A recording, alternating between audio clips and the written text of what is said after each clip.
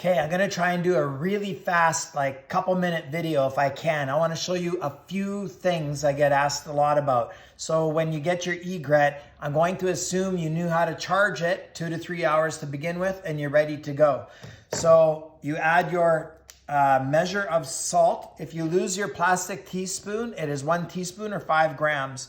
I like to add it to warm water, and then I usually use a spoon to stir it up a little bit. I'd like to make more of a brine solution just to prevent any salt from getting clogged, and also makes it electrolyze a little bit better. I attach my machine.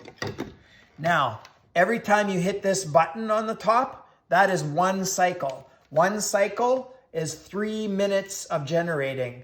And after every cycle, it will increase the chlorine content, which you can measure with chlorine strips if you want to. We've done the testing for years. We know that your machine is going, if you've followed our instructions, you're going to generate just under somewhere around 80 parts per million of free available chlorine on 1 cycle. On 2 cycles, between 150 to 200. And on the 3rd cycle, you should be right around the 200 mark.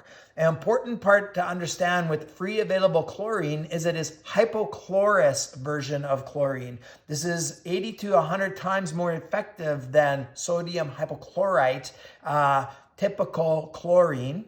And you can measure, it is important to keep it in a certain pH range. So we and most generators with single cell technology generate a pH of 7 to 7.5 as the range depending on your tap water. Every time you do a new cycle, which is hitting the button, it will actually increase the pH just slightly.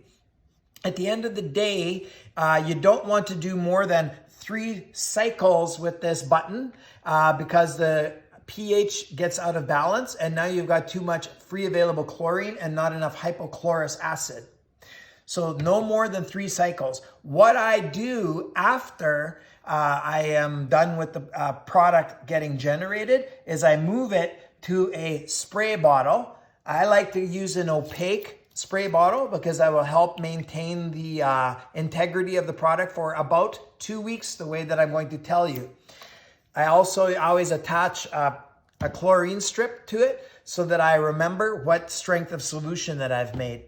But in an example, I just use an old sprayer from around the house and I will transfer the solution once it's made. And I add, to stabilize the product for a couple weeks and slightly change the pH, I add a little bit of vinegar.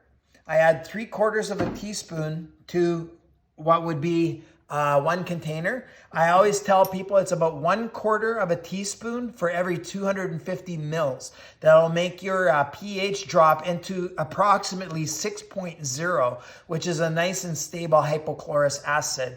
I understand if you don't want to start doing math and transferring product, you can use the product right from the machine the way that it is. But I like to store hypochlorous acid so that I can bring it with me to hockey, in the car, in my backpack when we travel. I like to use it as a hand sanitizer when I'm going out and about.